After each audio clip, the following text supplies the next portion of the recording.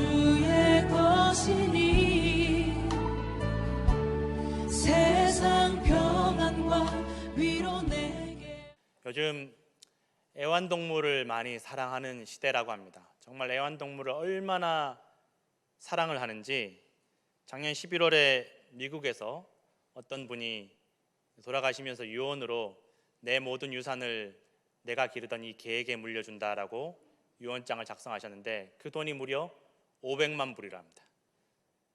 그럼 이 뉴스를 보는 사람들이 다 마음이 헛헛한 거예요. 그 돈 나눠주지, 나는 정말 개만도 못한가, 이런 헛헛하고 허무한 마음이 드는 거예요. 또 역대 가장 많은 재산을 물려받은 애완견은 무려 8천만 달러를 유산으로 물려받았다는 것입니다. 또 1999년에 어떤 가수는 자기가 이제 죽으면 이 고양이는 반드시 수입산 유아용 음식만 먹이도록 해달라고 유언을 남겼다라는 것입니다. 정말 개팔자가, 고양이 팔자가 우리 사람들보다 훨씬 더 좋은 것만 같은 세상입니다. 애완동물이 가는 애완동물 전용 호텔이 있고 또 애완동물이 가는 애완동물 전용 유치원도 있다고 합니다. 우리 아이들도 유치원을 못 가는데 지금 개, 고양이가 다 유치원을 간다라는 것입니다. 고양이가 출산을 하면 밤새도록 그 출산을 돕고 또 2시간에 한 번씩 새끼 고양이 분유를 타주고 그 노력이 얼마나 대단한지 어떤 분들이 이 사람이 개와 고양이를 길들이는 건지 이 개와 고양이가 사람을 길들이는 건지 잘 모르겠다라고 이야기를 합니다. 실제로 학자들이 연구를 해보니까 이 반려견을 지극히 사랑하는 경우에 또 영리한 반려견들은 실제로 사람을 길들인다라고 합니다. 내가 이렇게 하면 사람이, 내 주인이 나에게 이렇게 해준다, 저렇게 하면 사람이 이렇게 한다라는 것을 영리한 개와 고양이들은 다 안다라는 것입니다. 그래서 어떻게 하면 사랑을 받는지 알면서 사람을 길들인다라는 것입니다. 사람이 생각보다 쉽게 길들여지는 존재입니다. 익숙해지면 길들여집니다. 여러분, 스톡홀름 신드롬이란 말이 있는데 1973년에 스웨덴의 스톡홀름이란 도시에서 은행 강도 사건이 있었습니다. 굉장히 온 나라가 떠들썩할 정도로 대단한 은행 강도 사건이었는데 6일 동안 무려 151시간 동안 이 강도들이 인질들을 잡아두고 경찰과 대치한 사건이었습니다. 그런데 나중에 이 인질들을 다 구조한 이후에 인터뷰를 하는데 오히려 인질들이 범인들의 편을 들어주면서 경찰들을 공격하더라는 것입니다. 이 6일 동안 151시간 동안 이 인질들 전부가 이 범인들에게 길들여졌다라는 것입니다. 무엇이 옳고 그른지를 분별하지 못하더라는 것입니다. 이 짧은 시간에도 여러분 사람이 길들여지는데 여러분 생각해 보십시오. 400년 동안 노예살이를 하면 어떻겠습니까? 철저하게 길들여지는 것입니다. 철저하게 하나님을 떠나는 생활로 길들여지는 것입니다. 오늘 많은 사람들이 그런 이야기를 합니다. 코로나가 지나면 세상이 바뀐다라고 말을 합니다. 그러면서 이 코로나가 사람을, 세상을 길들이고 있다라고 이야기를 합니다.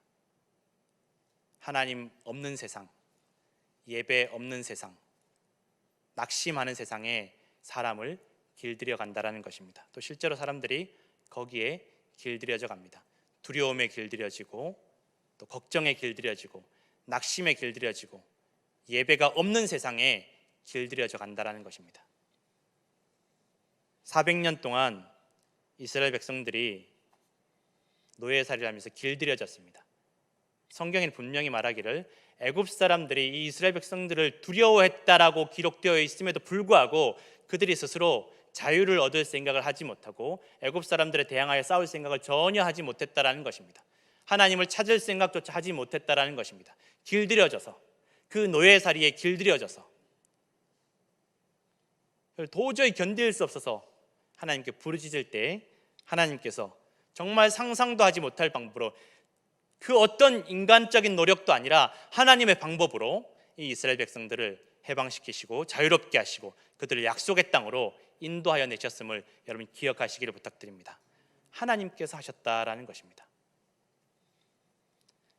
전적으로 이 자격 없는 이 이스라엘 백성들, 길들여진 이 이스라엘 백성들을 하나님께서 사랑하셔서 그들을 그곳에서 벗어나 탈출하게 하시고 원하던 자유와 해방을 얻게 하셨다라는 것입니다. 그런데 그들이 광야길로 들어서자마자 조금만 불편해지니까, 조금만 목말라지니까, 조금만 배고파지니까, 조금만 눈앞에 보니 상황이 좋아지지 않으니까 불평과 원망을 쏟아내면서 왜 우리를 이렇게 이끌어냈냐, 이렇게 고생시킬 거면, 이렇게 광야에서 죽게 할 거면 왜 우리를 그곳에 이끌어내었느냐, 우린 다시 애굽으로 돌아가야 한다라고 원망하는 것입니다. 여러분, 분명히 우리가 성경에 기록되기를 애굽 사람들이 이스라엘 백성들을 멸망시키기 위해서 온갖 수단과 방법을 다 동원했다라는 것입니다. 괴롭게 하였고 육신을 고통스럽게 하였고 그들의 자녀를 죽일 정도로 이스라엘 백성들이 철저하게 멸망되기를 원하는 족속들이 애굽이었음에도 불구하고 그들이 조금 불편해지니까, 조금 힘들어지니까 그것을 기억하지 못하는 것입니다. 애굽으로 돌아가자. 여러분, 불나방처럼 달려든다는 말이 있습니다. 실제로 불나방이 불길로 달려드는 것은 내가 죽으려고 달려드는 것이 아니라 착각해서 달려든다는 것입니다. 불나방들이 보통 밤에 움직이는데 달빛을 기준으로 삼고 방향을 잡는다는 것입니다. 그런데 앞에 불이 있으면 그 불빛을 달빛으로 착각해서 달려든다는 것입니다. 자기가 죽을 줄 모르고. 이스라엘 백성들이 그러했다는 것입니다. 다시 돌아가자라는 것입니다. 그때가 좋았다라는 것입니다. 애굽 사람들의 노예로 살던 때가 좋았다라고 착각하는 것입니다. 여러분, 물도 먹을 것도 없는 광야에서 남자와 여자와 아이들까지 200만 명의 사람들이 40년간 사는 것은 정말 불가능한 일입니다. 있을 수가 없는 일입니다. 그런데 하나님께서 가능하게 하셨습니다. 그들이 경험했습니다. 체험했습니다. 그리고 이미 사실 여러분 성경에 나와 있지만 그들이 가나안 땅으로 가기 위해서 홍해를 건너던 그 순간, 그 사건으로 말미암아 이미 광야에 있는 모든 족속들, 또 가나안 땅에, 그들이 들어갈 가나안 땅에 있는 모든 민족들이 이 이스라엘 백성들을 그때부터 두려워하기 시작했다라는 것이 성경에 끊임없이 나오고 있었다라는 것입니다. 하나님께는 다 계획이 있었다라는 것입니다. 하나님께서 다 준비해 두셨다라는 것입니다. 그런데도 이스라엘 백성들은 자신들을 하나님의 방법으로, 그 기적으로, 은혜로 이끌어내신 하나님의 은혜를 다 잊어버리고 두려워하고 낙심하고 불안해하고 원망하고 불평하는 것입니다. 여러분, 12명의 정탐꾼 중에 10명이 저 가나안 땅, 저 강대한 족속들, 저기를 우리가 함락하지 못할 것이다, 우리가 저기를 차지하지 못할 것이다라고 말하는데, 여러분, 굉장히 합리적인 판단입니다. 당연하죠. 40년 동안 물도 먹을 것도 없는 곳에서 400년간 노예살이 하던 사람들이 그렇게 헤매이다가 지치고 지쳐서 이제 도착한 땅인데 어떻게 싸울 수 있겠습니까? 전쟁할 수 있겠습니까? 더군다나 체격도 크고 모든 전쟁의 준비가 다 되어 있는 그 가나안 땅의 족속들과 어떻게 싸울 수 있겠습니까? 이 10명의 정탐꾼이 정말 합리적으로 선택하고 판단한 것입니다. 그런데 하나님께서 그것을 미워하셨습니다. 그 10명 중에 너희가 단 한 명도 가나안 땅에 들어가지 못할 것이, 너희가 말한 대로, 믿음대로 될 것이다 라고 말씀하셨습니다. 여러분, 정말 이스라엘 백성들이 가나안 땅에 들어가기까지, 가나안 땅을 정복하기까지 이스라엘 백성들이 할 일은 전적으로 하나님을 신뢰하는 것밖에 없었습니다. 그들이 전쟁을 무엇을 준비하는 것이 아니라, 체력을 준비하는 것이 아니라, 재물을 준비하는 것이 아니라 아무것도 그들이 준비할 것이 없이 그저 하나님만 절대적으로 신뢰하면 하나님께서 다 채워주셨는데 그들이 그것을 잊어버린 것입니다. 조건과 환경과 눈에 보이는 열악한 상황 속에서도 그들이 하나님만 절대적으로 신뢰하고 의지하면, 하나님 말씀대로 순종하며 나아가면 하나님께서 승리하게 하셨고, 주변의 수많은 강력한 민족들이 이 노예 출신 이스라엘 백성들을 두려워하게 하셨다라는 것입니다. 이스라엘 백성들의 힘은 어디에 있느냐? 그들의 체력도, 체격도, 조건도, 환경이 아니라 하나님에 대한 믿음에 있었다라는 것입니다. 그런데 그들이 가나안 땅에 들어가서 하나님의 은혜로 왕국을 세우고 나라를 세웁니다. 금세 조금 편해지니까, 이제 정착하게 되니까, 조금 형편이 나아지니까 하나님을 잊어버립니다. 그리고 주변에 강한 나라들을 두려워하고 부러워하게 됩니다. 자신들을 그 노예살이에서 인도해내어서 강력한 나라를 이루게 하신 그 하나님을 전혀 잊어버립니다. 주변에 있는 다른 나라들을 부러워하게 됩니다. 그리고 그 나라들의 신들을 섬기게 됩니다. 그런데 하나님께서 끝까지 선지자들을 보내셔서 말씀하시고 돌아오라고 말씀하시고 또 그들을 포기하지 않으십니다. 기어이 그들을 포기하지 않으십니다. 여러분, 사실 성경을 읽으면서 우리가 하나님의 사랑이라고 하면 그냥 예수님께서 십자가에 달리신 그 사랑만 우리가 생각하기가 쉬운데, 성경을 찬찬히 읽다 보면 구약 성경에 나타난 그 하나님의 사랑이 얼마나 애끓는 사랑인지 모릅니다. 정말 이렇게까지 하셔야 되나 싶을 정도로 이스라엘 백성들을 포기하지 않으시고 그들이 돌아오기를 간절히 부르짖고 계신 것을 우리는 성경에 볼 수 있다는 것입니다. 하나님의 이 사랑이 오늘 저와 우리 모두에게도 동일하게 임하시는 줄로 믿습니다. 하나님께서 우리를 결코 포기하지 않으십니다. 얼마나 애끓게 우리를 애타게 부르시고 애타게 기다리시는지 모릅니다. 우리가 할 일은 하나님을 절대적으로 신뢰하면 하나님께서 살려주시고 복된 길로 걸어가게 하실 줄로 믿습니다. 기어이 이스라엘 백성들이 하나님을 배신하고 우상 숭배하면서 하나님의 믿음을 배신합니다. 그리고 결국은 하나님께서 세워주신 나라, 하나님께서 지켜주셨던 그 나라가 철저하게 멸망당하게 됩니다. 아수르에 멸망당하고 바벨론에 멸망당하고 그들이 두려워하던 그 나라들의 그들의 믿음대로 멸망당하게 되는 것입니다. 하나님보다 더 두려워했던 그 나라들이 이스라엘을 삼켜버리는 것입니다. 바벨론은 이스라엘에서 뛰어난 아이들, 똑똑한 아이들을 데려다가 잘 대해줍니다. 길들입니다. 좋은 음식으로 길들이고 좋은 높은 자리로, 높은 직책으로 길들입니다. 너희가 이제 가서 이 바벨론 사람으로서 가서 너희 나라, 너희 민족을 다스리라고 말합니다. 그리고 많은 사람들이 그렇게 길들여져 갔습니다. 하나님을 잊어버린 채로 바벨론의 신들을 섬기며 바벨론의 왕을 섬기면서 그렇게 길들여져 갔습니다. 그런데 다니엘과 세 친구들은 길들여지지 않았습니다. 목숨을 걸고 자신들의 믿음을 지켰습니다. 음식도 거부했습니다. 그들은 절대적으로 믿었습니다. 건강은 하나님께서 주시는 것이지 음식이 주시는 것이 아니라는 것을 철저하게 믿었습니다. 이것이 다니엘과 세 친구들의 믿음이었습니다. 그런데 그렇게 한 고비를 넘겼습니다.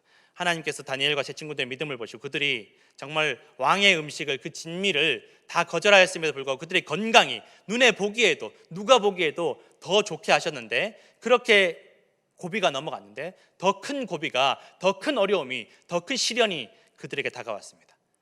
바벨론의 신을, 금신상을 만들어서 너희가 이 신에 절하고 숭배하라는 것입니다. 너희가 믿는 하나님 믿지 말라는 것입니다. 너희는 정복당한 나라니까 너희의 하나님이 너희를 지켜주지 못한다라는 것입니다. 내가 다 무너뜨렸고 멸망시켰다라는 것입니다. 그러니까 너희의 하나님을 믿지 말고 너희를 멸망시킨 이 바벨론의 신을 섬기라는 것입니다. 그렇지 않으면 이 불구덩이에 집어 던져버리겠다라고 말하고 있다라는 것입니다. 그러니 여러분, 믿음을 지키는 것이 불구덩이가 되는 것입니다. 하나님께만 예배하는 것이 불구덩이로 걸어 들어가는 것이 되는 것입니다. 많은 사람들이 여기에서 넘어집니다. 타협합니다. 그래, 한 번만 눈 딱 감고 살아야지. 살아야 좋은 세상 보지. 그런데 여러분, 오늘 우리가 다 읽진 않았지만 다니엘의 세 친구들이 고백합니다. 왕이시여, 우리를 구원해 주실 분은 하나님이십니다. 당신이 구원해 주는 것이 아니라 하나님께서 구원해 주십니다. 하나님께서 우리를 구원해 주실 것이고 저 불 가운데서, 불구덩이 속에서 우리를 지켜주실 것입니다. 그러나 그렇게 하지 않으실지라도 내 믿음을 버리지 않겠습니다. 절대적으로 신뢰하는 것입니다. 오늘 많은 사람들이 왜 하나님 나한테 이런 걸 주시지 않습니까? 왜 내 기도에 응답하지 않습니까? 불평하고 원망합니다. 그리고 기도가 이루어지지 않으면, 내 방식대로 이루어지지 않으면 신앙을 과감하게 버립니다. 여러분, 우리가 지난주에도 말씀드렸지만 믿음은 하나님께서 나한테 어떻게 해주시나를 바라보는 것이 아니라 내 믿음을 하나님께 보여드리는 것입니다. 이 상황 가운데, 이 시련 가운데, 이 고난 가운데, 이 불구덩이 앞에서 하나님께서 나를, 내 입술을, 내 마음의 중심을 보고 계신다는 것입니다. 하나님 보시기에 선한 대로 걸어가는 것이 여러분 신앙생활이요 믿음인 줄로 믿습니다. 다니엘의 세 친구를 느부갓네살 왕이 그렇게 아끼고 사랑했습니다. 좋은 음식도 주려고 했고 높은 직위도 주었습니다. 그러나 결정적인 순간에 그들을 버립니다. 자기 말대로 따르지 않으니까 결정적인 순간에 그들을 불구덩이로 들어가게 합니다. 여러분, 이것이 세상의 이치입니다. 아무리 잘해주어도 결정적인 순간에 버리는 것이 세상의 이치입니다. 그렇게 믿음을 지켰는데 하나님께서 어지간하시면 그냥 불구덩이에 들어가기 전에 막아주셨더라면, 불구덩이에 들어가기 전에 느부갓네살 왕을 치셔서 막아주셨더라면 참 좋았을 텐데 그들이 불구덩이에 들어가기까지 하나님께서 내버려 두십니다. 그런데 놀라운 일은 그 불구덩이 안에서 일어났습니다. 믿음을 지키며 들어간 그 불구덩이 속에서 하나님의 기적이 나타난 줄로 믿으시길 바랍니다. 그들이 불에 그슬리지도 않았고 전혀 상하지도 않고 해함도 없이 그들이 멀쩡하게 건강하게 나왔다라고 성경에는 기록이 되어 있습니다. 이러한 은혜가 우리 모든 성도들 가운데 임하실 줄로 믿습니다. 어떠한 고난과 시련이 있을지라도 내가 믿음 지키느라고 불구덩이 속에 들어갈지라도 하나님께서 반드시 여러분들을 지켜주실 줄로 믿습니다. 그러한 믿음으로 오늘도 주님 앞에 나아가시기를 간절히 부탁드립니다. 하나님께서 바벨론에 길들여지지 않은 그 믿음을 보시고 그들을 불 가운데서 지켜주셨습니다. 많은 학자들은 이 불구덩이 가운데 신들의 아들처럼 보였던 그 존재가 바로 예수 그리스도이셨다라고 추측하고 있습니다. 여러분, 그 불구덩이에 살아나온 그 다니엘의 세 친구들, 그 뒤로는 아무도 공격하지 못했고 욕하지 못했고 그들을 존경했고 그들이 믿는 하나님을 함께 존경하고 두려워했음을 우리는 성경에서 읽을 수가 있다라는 것입니다. 우리가 믿음을 지키고 예배하고 기도하고 하나님을 절대적으로 신뢰하는 길이 불구덩이로 걸어가는 길이 될 수도 있습니다. 세상 사람들이 손가락질할 수 있습니다. 불구덩이를 피하게 멈춰주시면 좋겠지만 기어이 불구덩이로 걸어 들어가도록 내버려 두실 수도 있습니다. 그러나 여러분, 주님께서 우리를 지켜주심을 믿으시길 바랍니다.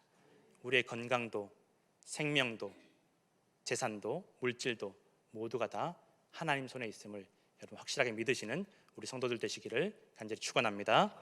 기도하겠습니다.